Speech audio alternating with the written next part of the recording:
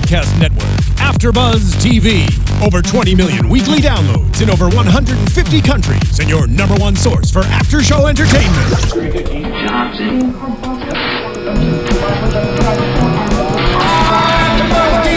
AFTERBUZZ TV, the destination for TV superfans. Producing aftershows for over 300 of your favorite TV shows. Interviewing celebrities and showrunners. And bringing you behind-the-scenes exclusives. All thanks to E! Entertainment's Maria Menounos, producer Kevin Undergaro, and internet leader Akamai.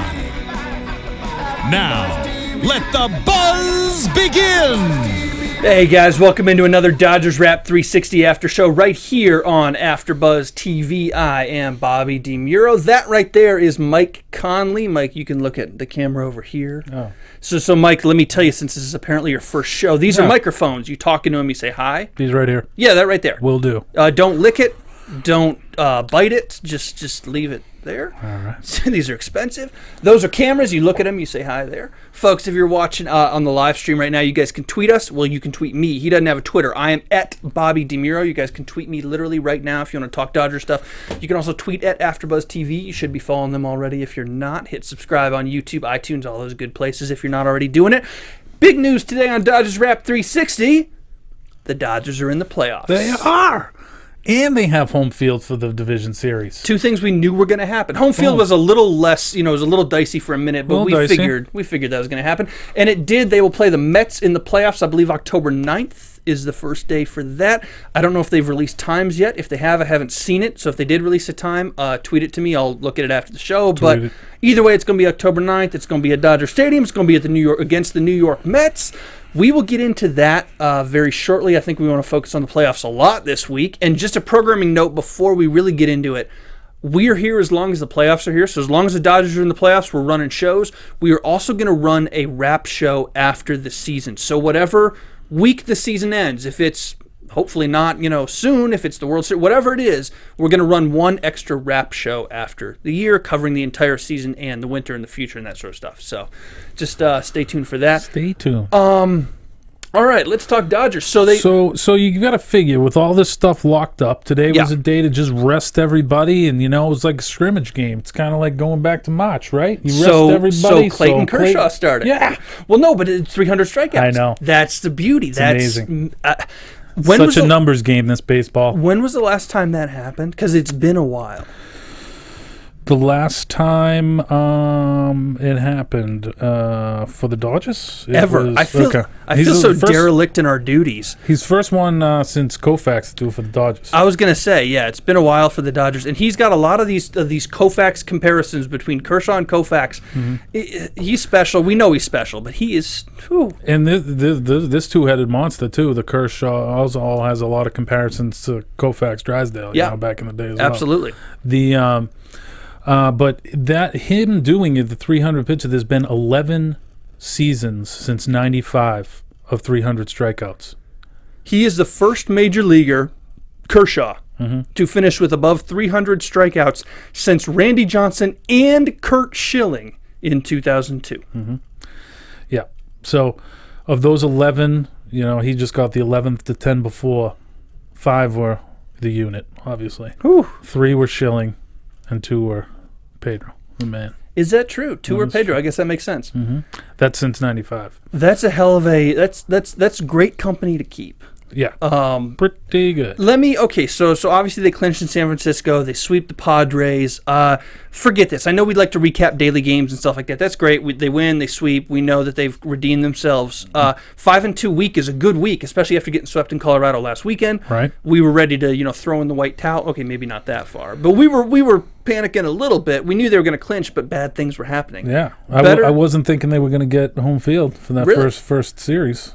Yeah, that's 1 week ago. Neither did I. After getting swept by the Rocks, and they end up finishing 2 games ahead of the Mets. Had they tied, the Mets would have had the tiebreaker, so they made sure of it. They finished 2 games ahead. They did. Let's just move right into the big stuff. Okay. First things first. All right. Kershaw and Greinke. We've asked the question all year: do the Dodgers have enough pitching come playoff time? We know they're facing the Mets. We know exactly who's got what. We can assume that probably, have they announced it yet? Kershaw or Greinke's going to go first. Either one, they're going 1-2. I don't think they've announced it yet. What do you think about their chances against these New York Mets? I actually think they're going to beat the Mets. I do too. Yeah. And you know, it's funny. I watching the Rockies as much as I am forced to do, and as much as I enjoy it. Yeah, please. The Rockies did something cool this weekend in San Francisco. They asked every single player on camera. The broadcast team asked every player in the clubhouse, and they played snippets throughout the games. Who do you think is going to win all the end of season awards, and who do you think is going to win the World Series? And a lot of the Rockies said the Mets. More said the Mets and the Pirates than the Dodgers. Now, the Rockies see the Dodgers all the time, but the Rockies saw the Mets a couple times this year. Mets killed them.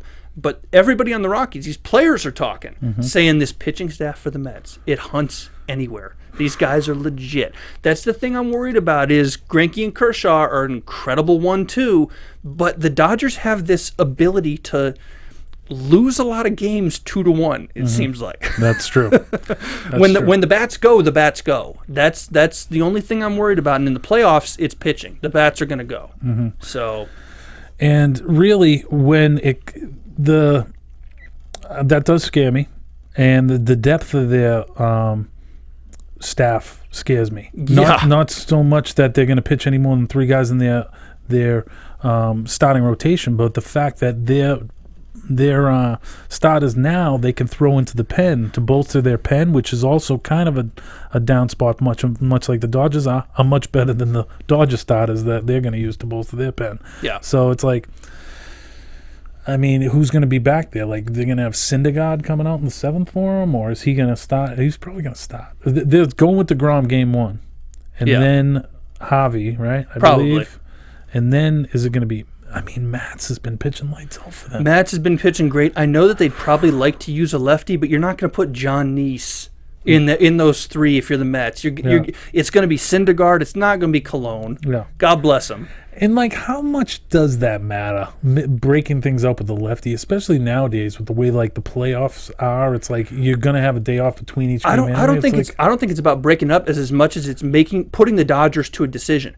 Do you play Jock Peterson? Do you play Adrian Gonzalez? He's not going to sit. He's going to face a lefty anyways. But do you like the numbers against him? Do you like the numbers with, like, Corey Seager? Right. Like, how do you match up with these guys the right way with a lefty so that it puts a little pressure on Los Angeles? I don't know. Yeah. You know, Yasmani Grandal, people like that. Like, they got a fair amount of lefty bats in the lineup. Well, if in looking at those matchups, trying to get the most desirable one, and then I look on what I'm matching it up with on my side, and it's John Neese, that doesn't look like a very favorable Exactly. match. Yeah, that's the thing. And God bless John Neese, he threw really well, but when you compare him to the rest of the Mets, he's clearly a 4th, 5th starter. Right.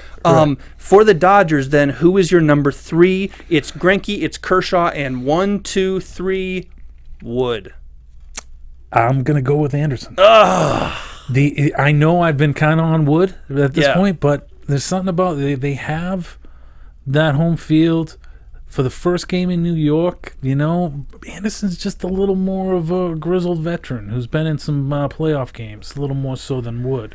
So I kind of, he has pitched well in the whole body of the year for the Dodgers. I'd give him the benefit of the doubt. Stick him out there in game 3. Do you? I mean, Anderson is...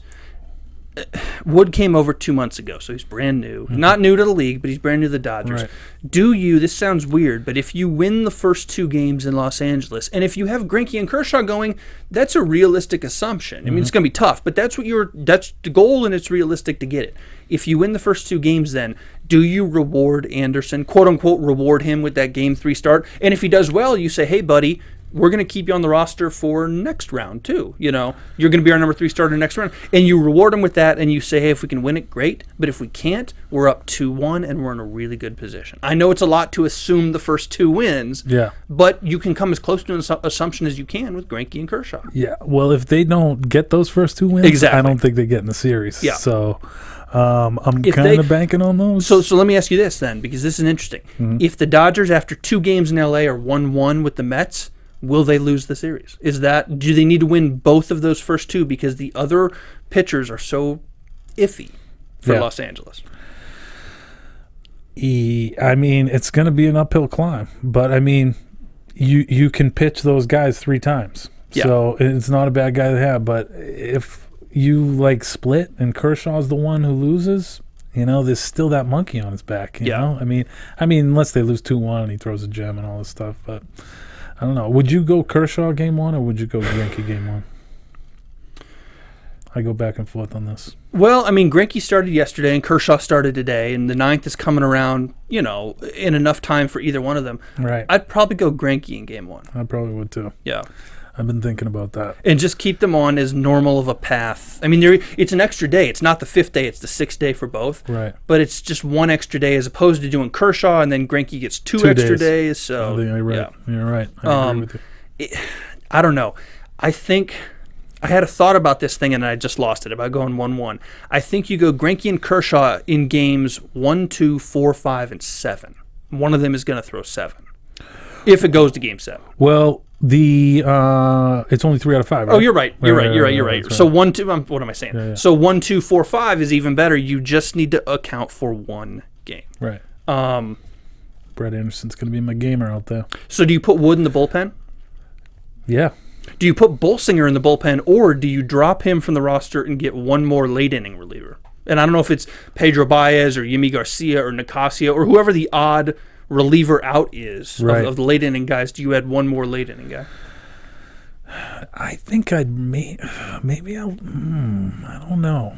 Because, I mean, it's not like Wood has lit the world on fire and really deserves, to be that one-inning guy. And has he pitched out of the pen before, I almost think Bolsinger is a better fit for the pen. Ooh, I'm really nervous about Bolsinger. Yeah. I like Wood in the pen just because they don't have as good of a lefty presence. I mean, Avalon's been not great. Right. JP Howell's been fine. That's they'll use him.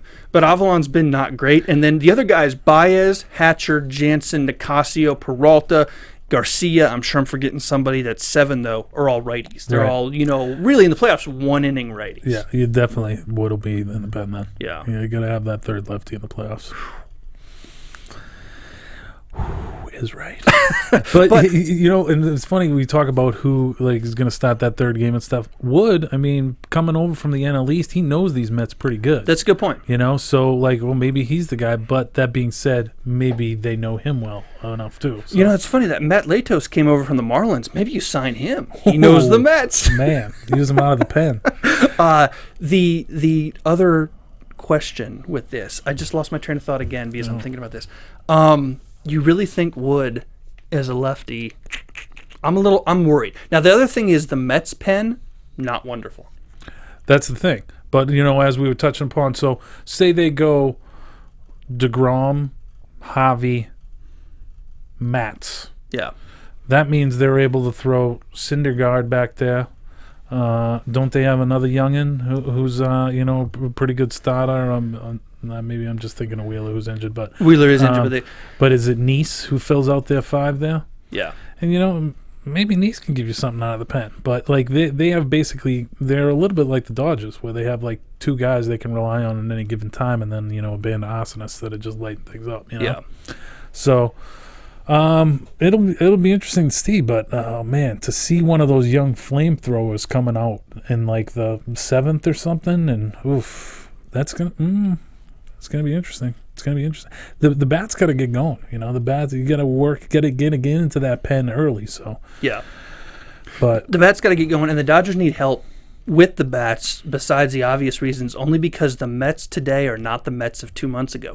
And Cespedes changed that team. Even Juan Uribe changed that team. Let's be honest. He didn't do what Cespedes did, but he brought a different dynamic, and then Cespedes completely pushed it over the top. Yeah. So this is not the Mets team from 2 months ago where they're winning every game 1-0 because they don't hit it all. Right. Now it's hey, wait a second. Every time through the lineup, you got a couple guys who are big boppers, and whether it's Duda, who's going to strike out a lot, but he can hit the ball anywhere, or it's Cespedes, who nobody's been able to get out for 2 months. Yeah, and Duda's actually on a hot streak, and he's a very streaky hitter, and he's trending the right way right now. He is hitting the hell out of the ball. But yeah, I think it's just also kind of a change of the culture there, where they're wait, we are buyers here, so it wasn't even really a when they got the Uribe and they brought, it was kind of a minor deal, but just the fact that they're adding guys at that point in the league, it's, you know, to the David Wrights of the team, like, oh my God, we're buyers at the deadline. This is something I haven't experienced here in 5 or 6 years. Well, that's it. And the David Wrights of the team and the guys who have been there and the fans who've been following them and the whole LOL Mets idea that, like, we're waiting for them to screw it up. Not only did they not screw it up, they ran away with it at the end of the year. And then you've got all these young guys and or new guys like Cespedes who don't know that the Mets screw it up every year like they have in recent history. Right. They don't care. They're new. They're here to win. Rewriting history. This is a totally different team. Amazing Mets, circa 15. Of the 5 playoff teams in the National League, though, the Mets are the best draw for the Dodgers. The Cardinals, obviously, are great. The Pirates would have been huge trouble, and the Dodgers have really struggled with them. And the Cubs are sneaky, man. I'm just going to admit it. I really like Jake Arrieta for the Cy Young. I really do. Like, up until last week, I was like, Zach Greinke's the guy. He's the winner. He should have won like 25 games, and he got all these no decisions at the start of the year. Yeah. If you really look at Arrieta's second half numbers, it's stupid. It is stupid. It's stupid. And like, really, if you looked at these 3 guys, you know, obviously being Arrieta, Greinke, and Kershaw, and you just isolate their seasons, you know, take the names away, whatever have you, they probably have like 3 of the top maybe 20 pitching seasons in the past 30 years. Oh, absolutely. You know, it's like... And part of that is from the steroid era and the offense era, so of course. But the 3 seasons that they had... Yeah, the only guy pitching lights out in that era was the aforementioned Pedro Martinez. 45, baby. That's about right. Shout out. But yeah, so, I mean, you can't really...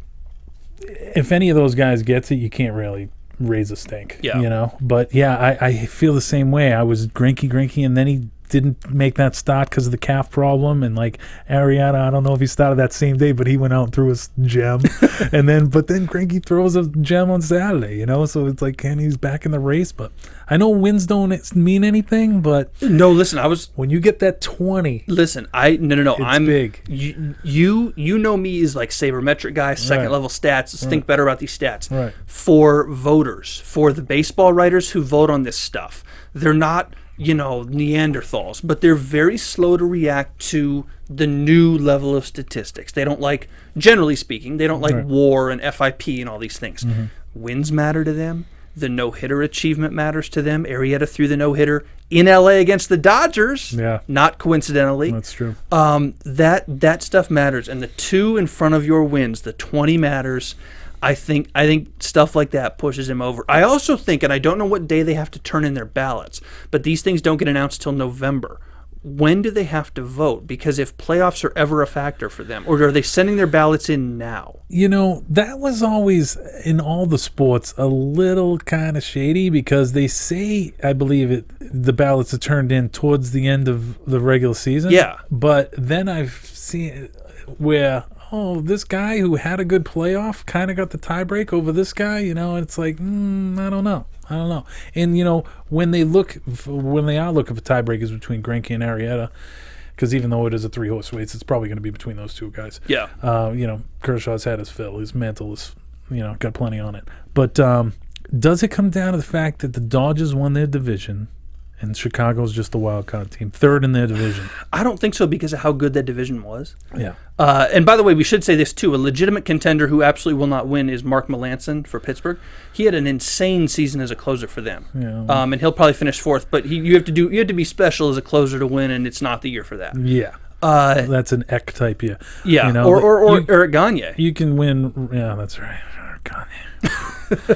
Man, I remember like during the Gagne years, I was living in San Francisco and dating this girl who was a huge Giants fan, and I had like kind of a little beard here and glasses and would wear baseball hats. She's like, I don't know if I can see her anymore. You look too much like Eric Gagne. But naturally that relationship plummeted.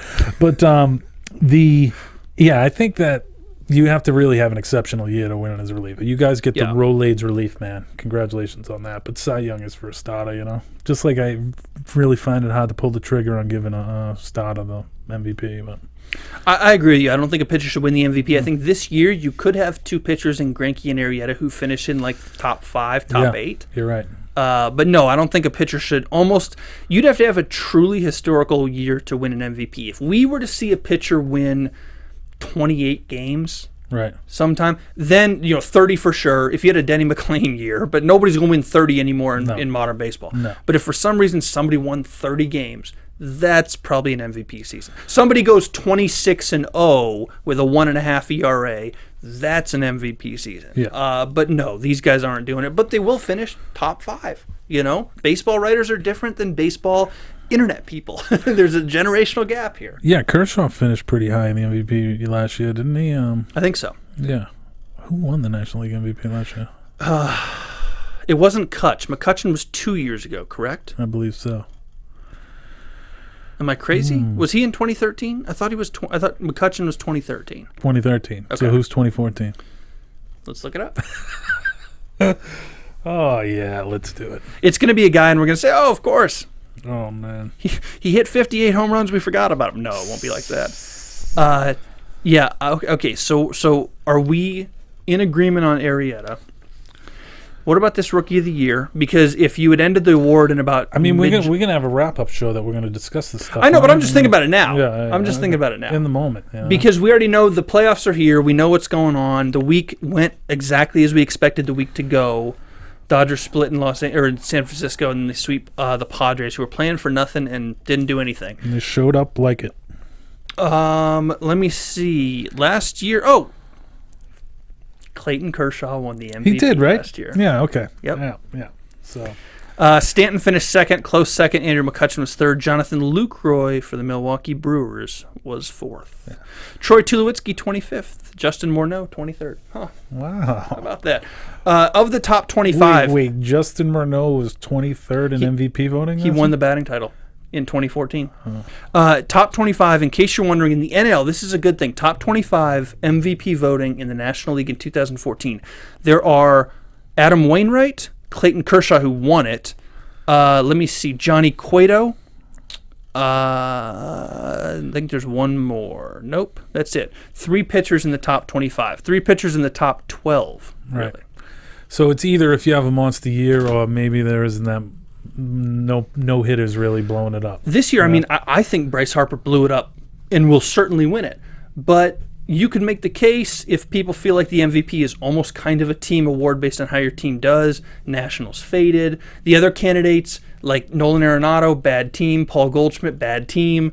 Yoenis Cespedes didn't play in the NL long enough. So maybe you say, I'll put a pitcher in the mix. Pitcher again, maybe.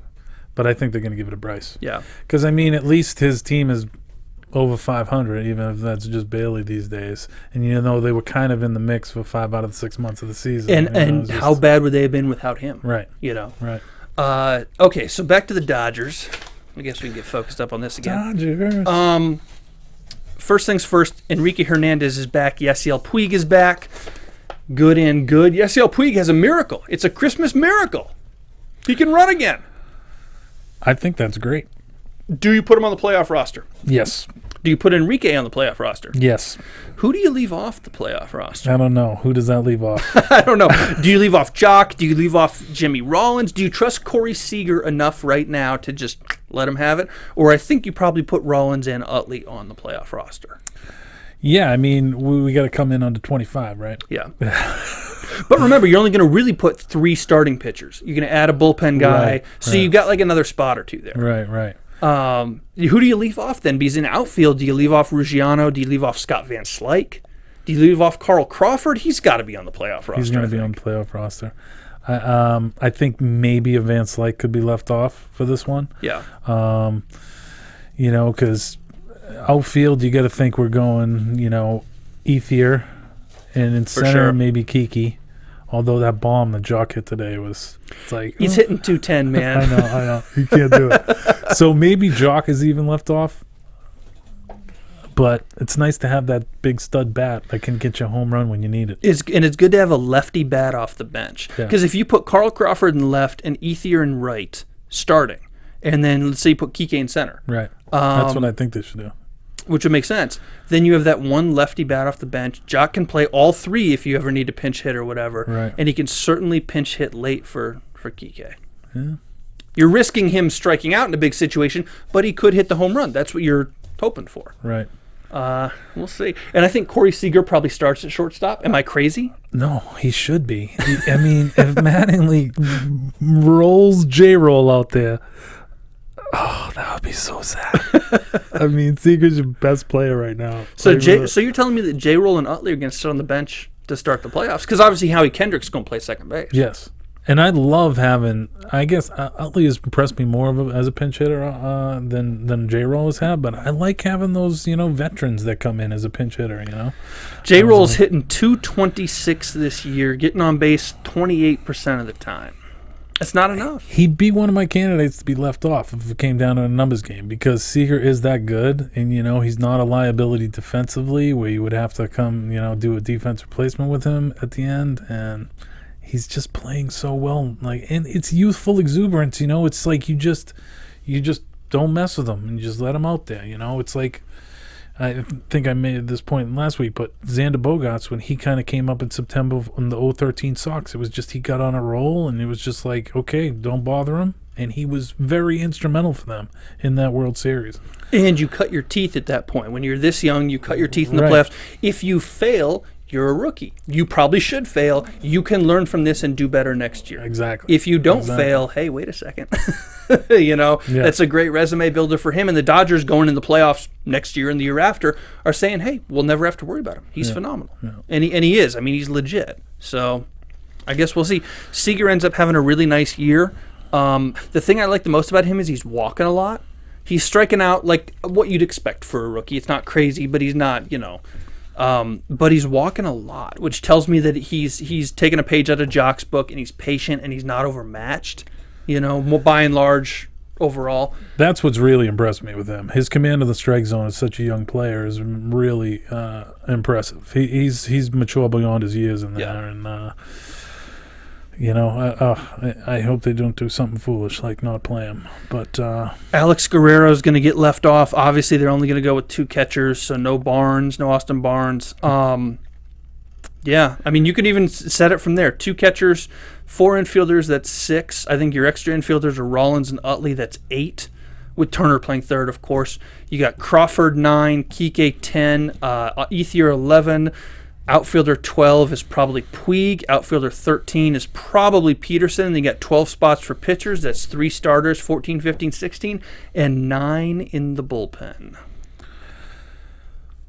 I think they're gonna. You can get away with 8 in the bullpen. You probably can. So have Ruggiano saying. I was gonna say have Ruggiano or somebody mashing. I mean, lefties. It's like since he came over to the Dodgers, he's hitting like 340 versus lefties. It's like you gotta have a guy like that off the bench. Especially because you're looking at 3 left-handed outfielders in Peterson, Ethier, and Crawford. Mm-hmm. So that would be smart. And then you have enough infield coverage with Rollins and Utley for second, third, and short, and really first if something happened.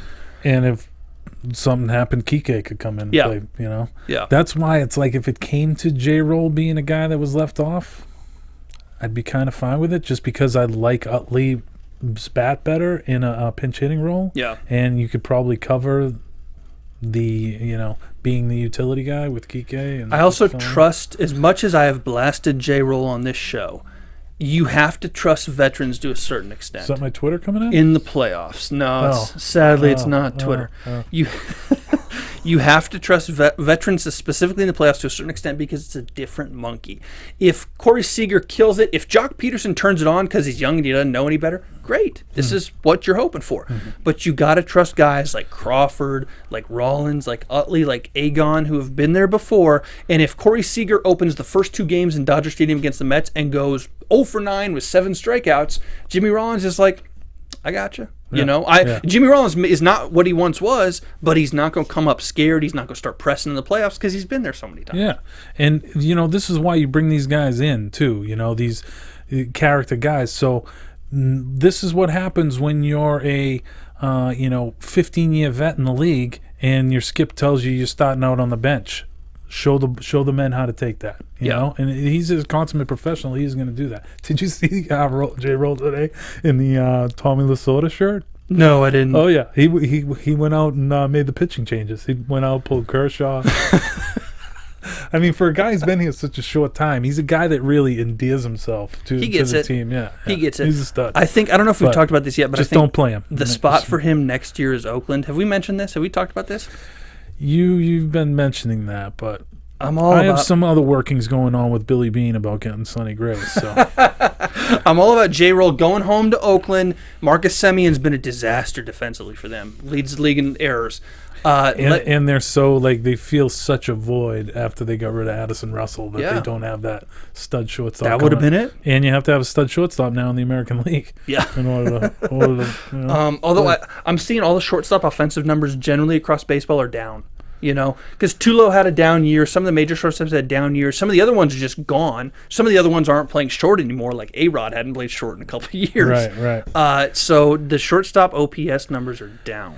And I think that was pretty much predicted coming into this season. If anything, halfway through the year when you got the Correas and the Lindors introduced to the league and they just needed no adjustment period, they've just picked it up right away. I mean, where we are now is leaps and bounds where we are OPS-wise for shortstops at the beginning of the year. You know? Because now it really looks like a position of strength going forward in the AL anyways.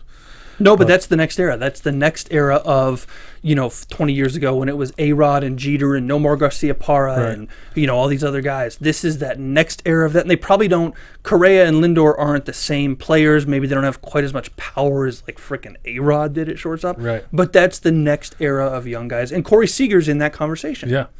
And I think that maybe there was, I know we mentioned Bogarts before, and he did have, even though he was a stud in that World Series, the next year was kind of a down year for him. They even were kind of knocking his defense. He played a little bit of third base, and so there could be that sophomore slump for these guys that have come on and lit the world on fire. I'm thinking specifically Lindor and Correa, but I hope there isn't. I kind of hope there is for the American League, just being a Red Sox fan. But, Seager, hit away, baby. I think Seager will hit away next year only because nobody's seen him enough. What does he have, 100 at-bats? What is it, 110 at-bats or something? Nobody's seen him quite enough yet to make the adjustment. And maybe in the middle of next year he really struggles and does what Jock does. Right. Starts the first half okay and then falls off the table. Right. But people haven't seen him enough. And that's precisely why you got to start him out there. Take advantage of that. Yeah. Absolutely. Don't wait for them to get a book on him. So, he's sick. How deep? How deep? I know you get this question a lot. Yes. How deep? Wow. Will the Dodgers go in the playoffs? Predict it now. Give me the National League now. You want me to break down some brackets for you? Wild card play-in game, Cubs or Pirates? Your AfterBuzz TV predictions. There you go. we have on the entertainment side of AfterBuzz, we do predictions for every episode of every show, and so we'll throw that up there, doing a little predictions on Dodgers Wrap. I love that our engineer didn't fall asleep. That's awesome. Yeah, I would say Pirates over the Cubs. Okay. Just because you're going to go against Jake Arrieta. I'm going against Jake Arrieta. Woo! Because I think Garrett Cole is no slouch. That's true. And I just think that the Pirates, they kind of have that made it and lost. Now they're ready to get over the hump. So I don't think they're going to lose in that first game. I trust the Pirates bullpen a little bit more, too. Yeah. Pirates have a real good, no-name, besides Melanson, a no-name bullpen. They do. Those guys have had Tony great Watson. Yeah, Tony Watson and people like that. Yeah. Those guys have had a couple real good years. Akiris Camedero. And it's not just because he had success at the end with the Rockies, but man, Clint Hurdle, I like him a lot. Joe Madden, I love. Yeah. But Clint Hurdle knows what the hell he's doing. He's underrated, real solid. Yeah. I just love Clint Hurdle because he has that face that says, I just finished a 30-pack of beer. Let's manage a game. I pull for guys like that. He's one of those guys, I talk sabermetrics and we talk numbers and stuff. He is the opposite. He is grit, gamer, let's just go out and let's, give 110%. Yeah. And most guys you'd roll your eyes at and say, okay, he's a gamer, whatever, coach. Hurdle, man, you're like, Skip, I'm with you. Yeah, exactly. I love him. You got to get the players to play. And, so that isn't by showing them a lot of numbers. It's about being a guy that's been around the league. And I don't disagree with you. Yeah. I don't disagree. You got to have the right mix. Now, next up, that first real round of the playoffs in the National League. Mm-hmm. Dodgers, you're on record saying Dodgers will beat the Mets. I think they are going to, yeah. Cardinals, Pirates. I think the Pirates take them this year. Yep. Wow. Yep. Midnight has struck on the Cardinals. Ooh. Finally, their injuries catch up to them. You know. All right. I'm going to disagree with you. Okay. You like the Cards? I like. It's going to get me a lot of crap, but okay. I like the Mets. Oh boy. And I like the Cards. So Mets and Cards. Are the Pirates beating the Cubs in the Wild Card? I'll do the Pirates beating the Cubs too, and then Cards over Pirates. Cards over Pirates. So at this point in the NLCS, you've got Pirates and Dodgers. Who goes to the World Series? Pirates. I've got Cardinals. Yeah, well, I mean, they're not a bad pick. I mean, they've been Who best win 100 team games in the NL the whole year, wire to wire. So, not a bad pick. And it just seems like they do have one of those teams that once someone goes down, another guy steps up. I think we talked about it last week about Carlos Martinez, a guy that you thought was going to be a starter for them. Now he's not going to be a starter, and they just go and just. Who do they put in now? Like a Jamie Garcia or a Lance Lynn? A legitimate dude. Just full in for him.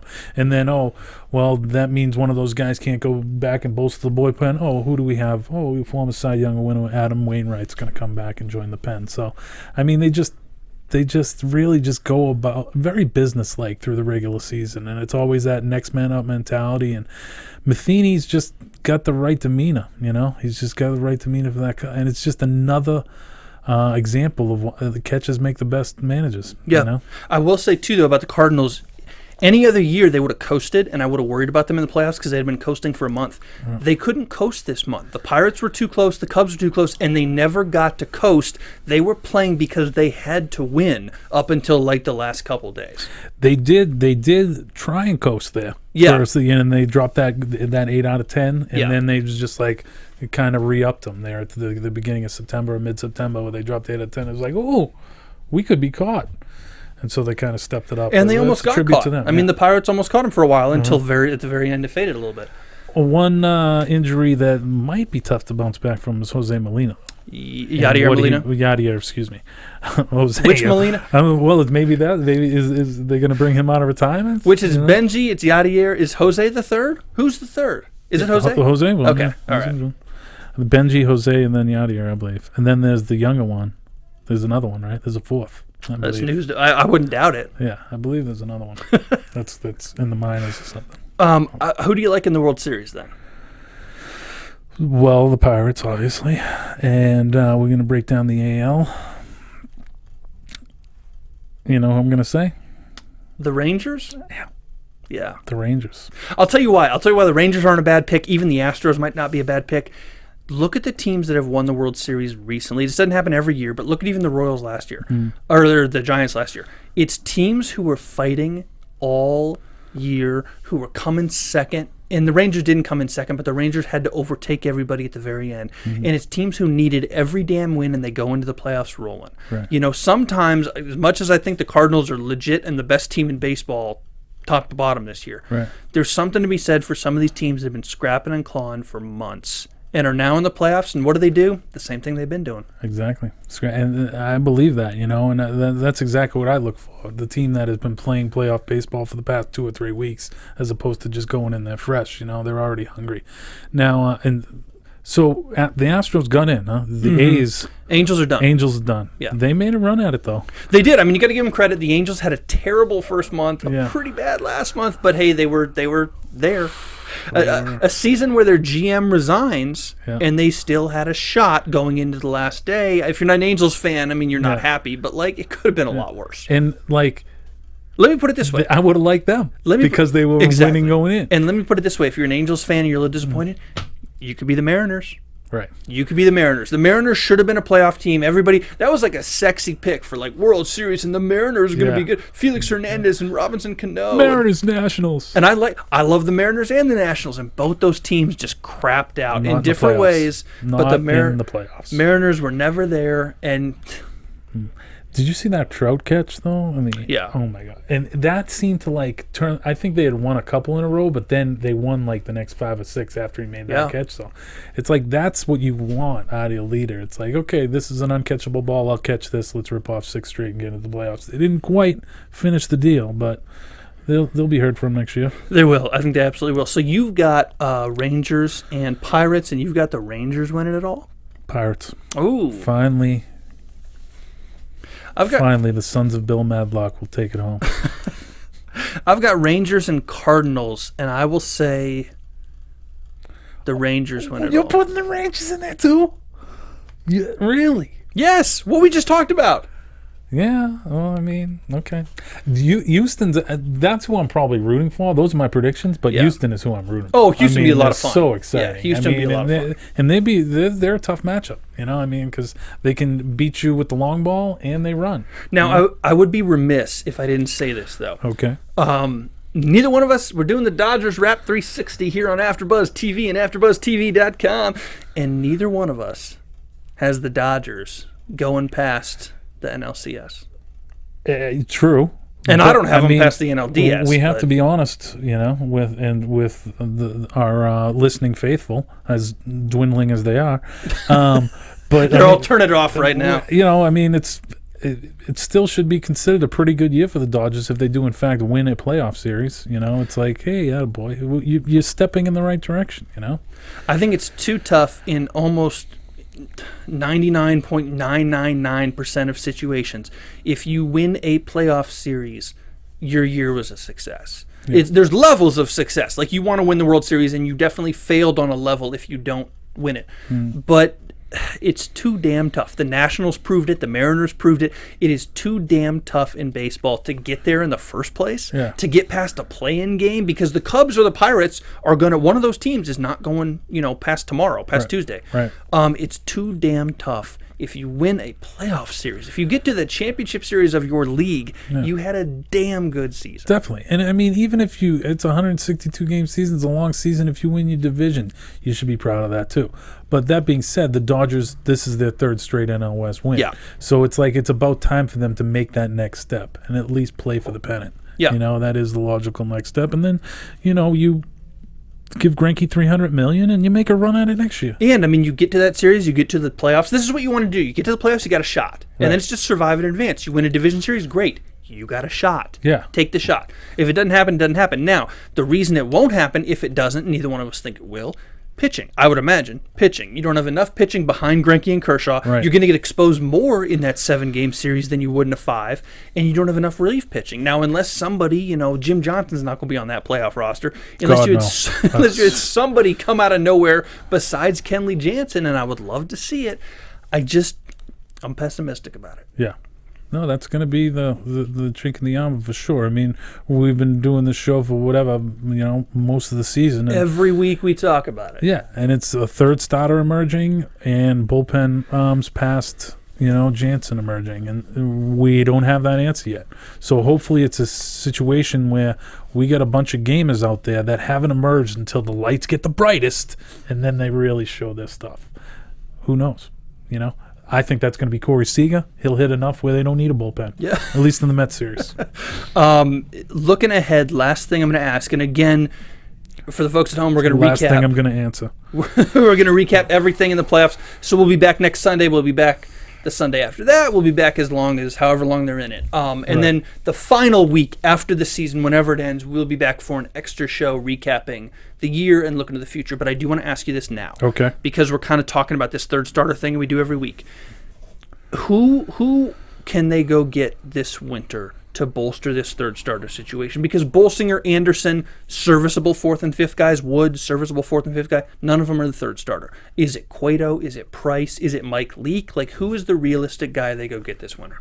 Assuming they re-sign Greinke, which they probably will, but it's going to cost them a lot of money. Yeah.